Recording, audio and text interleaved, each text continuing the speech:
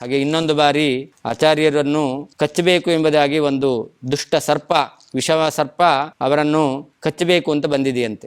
ಆಚಾರ್ಯರು ಅದನ್ನು ಕೂಡ ತಮ್ಮ ಕಾಲಿನಿಂದ ತುಳಿದು ವಿಷಸರ್ಪವನ್ನು ಸಂಹಾರ ಮಾಡಿರ್ತಕ್ಕಂಥ ಜಾಗವನ್ನು ಕೂಡ ಪಾಜಕದಲ್ಲಿ ನಾವು ಕಾಣುತ್ತೇವೆ. ಹೀಗೆ ಬಾಲಕನಾಗಿದ್ದಾಗ ವಿಷಸರ್ಪಕ್ಕೂ ಹೆದರದೇನೆ ಭೀಮನಾಗಿದ್ದಾಗ ಹೇಗೆ ಅವರು ಅನೇಕ ಸರ್ಪಗಳಿಂದ ಕಚ್ಚಿಸಿಕೊಂಡರೂ ಕೂಡ ಅವರಿಗೆ ಏನೂ ವಿಕಾರ ಆಗಲಿಲ್ಲ, ಭಯ ಆಗಲಿಲ್ಲ. ಹಾಗೆಯೇ ವಾಸುದೇವನಾಗಿದ್ದಾಗಲೂ ಕೂಡ ತಾನೇ ಭೀಮ, ತನಗೆ ಯಾವ ರೀತಿಯಾದ ಭಯ ಇಲ್ಲ ಅನ್ನೋದನ್ನು ಕೂಡ ಆಚಾರ್ಯರು ತೋರಿಸಿದ್ದಾರೆ.